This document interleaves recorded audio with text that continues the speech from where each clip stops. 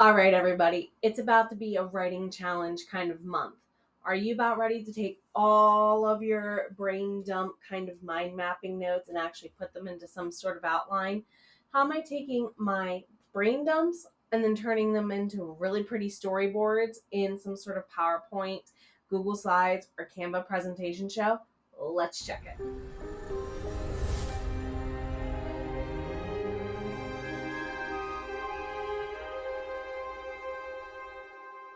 Welcome on back, everybody, to another episode of Sitting Down with Soul Writer. My name is Jenna O'Malley. I am your soul writer, author of sci-fi fantasy with dashes of romance and nerdy references such as the Merna Annals. Here in the Heart Breathings writing community, it's about to be a rough draft challenge season.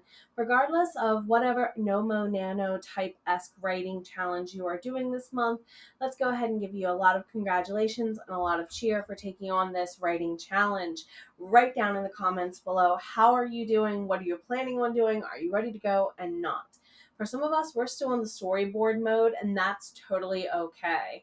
With me, I am starting to draft season 2, book 6 of the Merna Annals.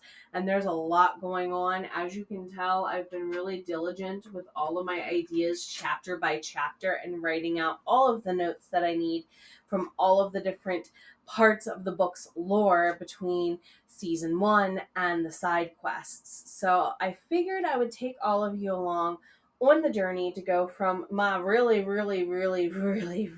mean scribble scratch and put it into something a little bit more magical, a little bit more easy to follow, and definitely a little bit more storyboard outline looking.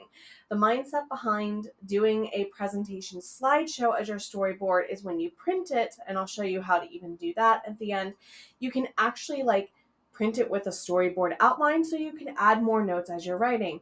But that's toward the end. Let's actually go ahead and start looking at a couple of different programs. PowerPoint, Google Slides, and of course, whatever Canva offers. See you here on the other side with some PowerPoint magic.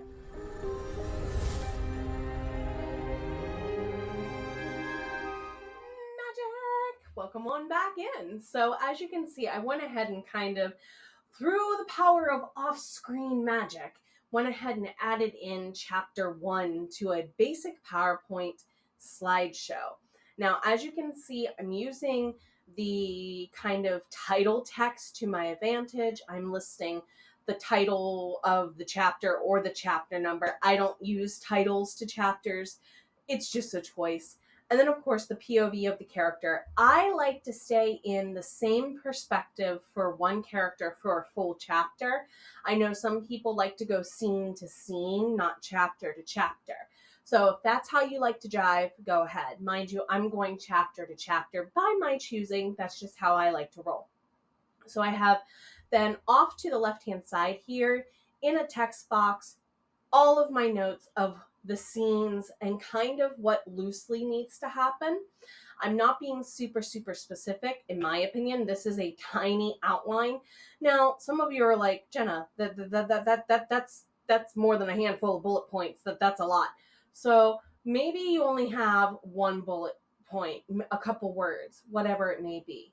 What I think is really crucial here is when you get into noticing that there's all this negative white space off here to the right-hand side of the screen, what I like to go ahead and do is insert, and then go under pictures here in Microsoft PowerPoint. They do let you go ahead and look either this device or they do have a stock image option.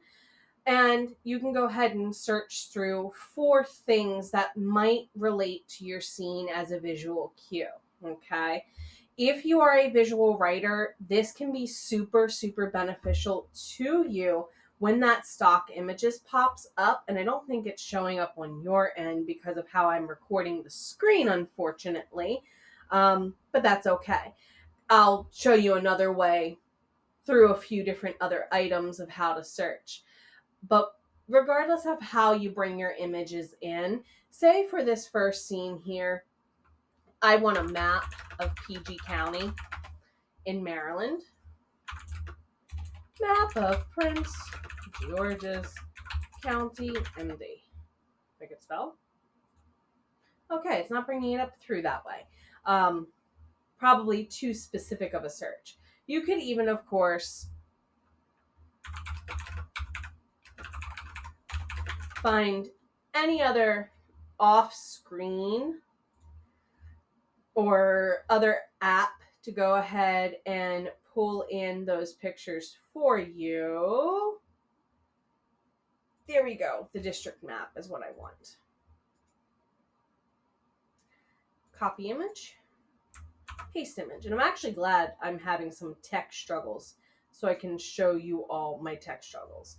So maybe I want to pull in a picture of Prince George's County that is a little more high res, tells me what's going on.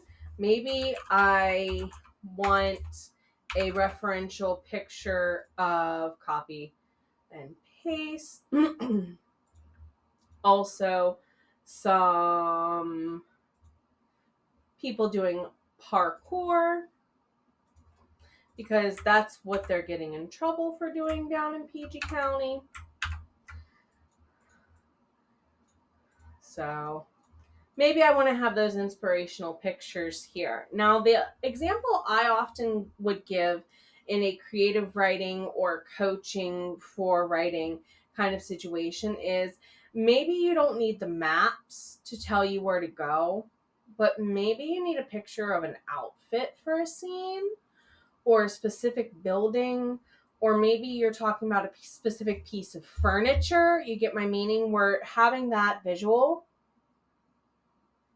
as part of your print off could be super helpful for you long term. Now, here in PowerPoint, what you could do is, say you did all your chapters and you have your visuals and your notes there together. You could go into your printing. It's Control P on your keyboard, P for print.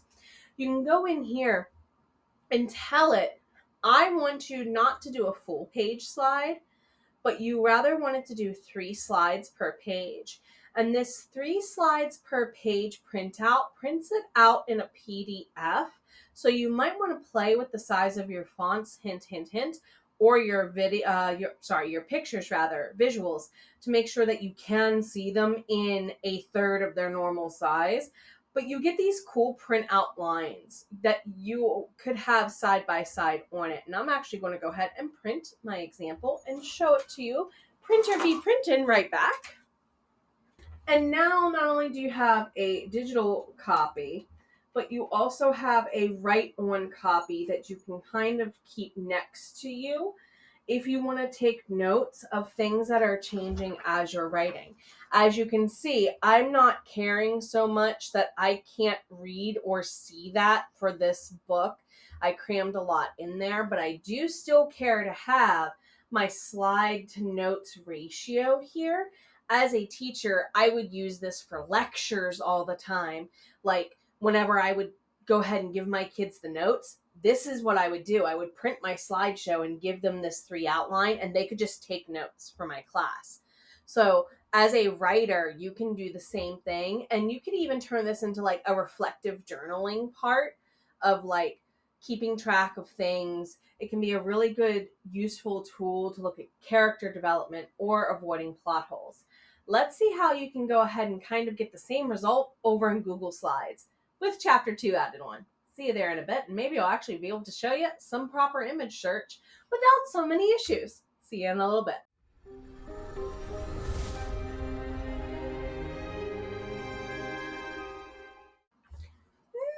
Magic into, I think I called it Sheets earlier, but it's actually Google Slides. Ignore my misspeak if I said Sheets.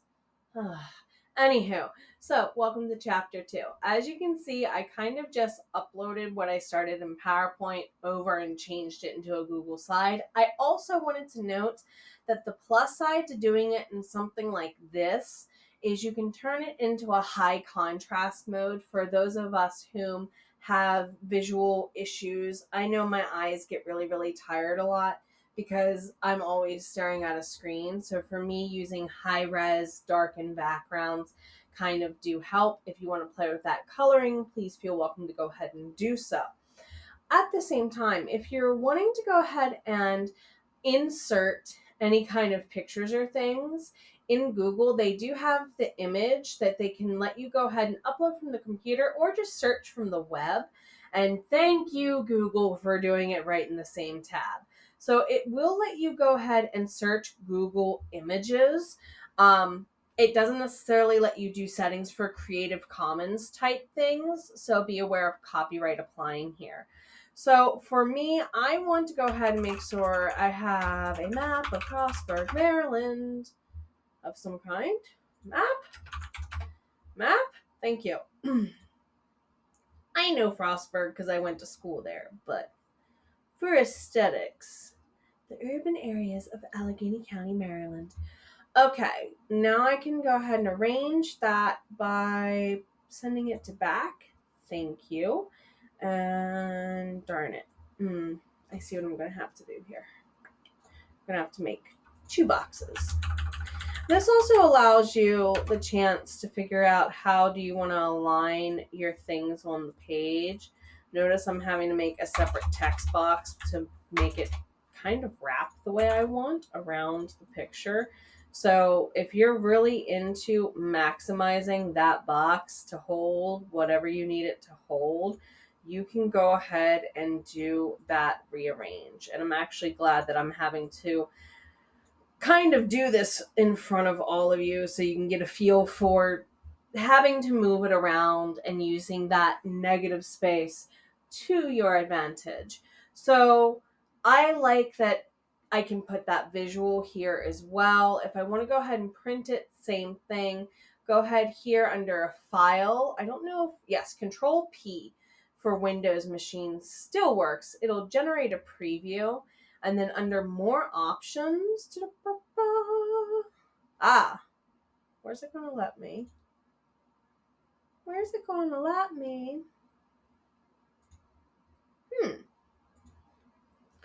Print. Per sheet. 4. Okay.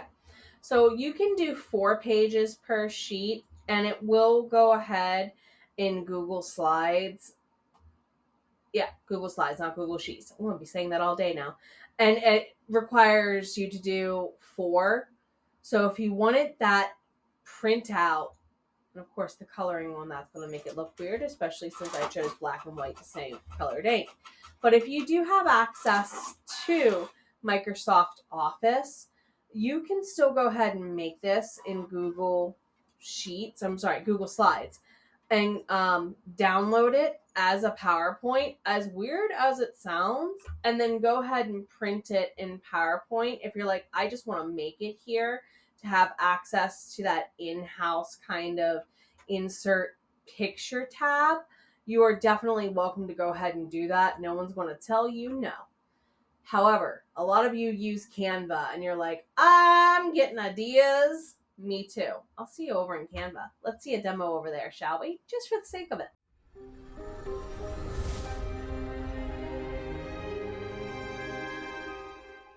Woohoo! You made it all the way to Canva. So I did also go ahead and add in chapter 3. Now, the other cool thing about doing it in something like PowerPoint or Google Slides or a Canva is you can change your colors and assign different colors to different characters. So if you wanted to go ahead and use color coding to your advantage, it's a grand idea. Now, most of us here know that Canva is a powerhouse, so you could plug any number of things into this slide as a digital reference point. True, photos aplenty, right? So I'm going to go ahead and put my black cat in here. I'm not even sure what that kitty's doing, but might want to change the background of that slide to white, so that way we can actually see the black kitty. That's more like it. So I'll go ahead and use that as my picture there for my visual aesthetic part. But you could also maybe even use a video at this point. Or I dare maybe find some sound aesthetic that you could play on repeat while you have this file up if you're using a digital file. Because ultimately what you could do is, if you went that route, is when you go ahead and download it under the share button, is you could, instead of making it a PDF or a PowerPoint or however you want to go ahead and download it to print it, you could very well download it as a video you play on repeat, and thus making yourself kind of a soundtrack that kind of supports you in multiple ways. Now, I did print my Google slide, and it did just print off 2 slides. So if you do have a program that won't let you do it to where, with my original printing, it had 3 on the page with the notes, you could very easily go ahead and just print 2 pages, quote unquote, if we were to say share and download even this example in Canva as a PDF. You could go ahead and then open that PDF and print it and put 2 pages to a page as part of your page settings. And oh, look, you have a place to take notes. Oh, look, it is now slimmer to carry because you just made a booklet form, and if you needed and you only printed on one side, you have extra space on the back for more notes if you needed. So if you are really getting into needing kind of a multi-modality kind of manipulative, is what we would call them in K-12, to get you through writing this, congratulations, you just made your own and could easily take it on the go digitally or physically with you. We've got a lot going on here in the next couple weeks, so do feel welcome to join and take part in. And of course, everybody, congratulations indeed on all the goals that you're undertaking. One step at a time, one word at a time, showing up for you and your characters as their bard, and the value that you all create through your voice as a representation of who they are and the journeys they go on matters so much.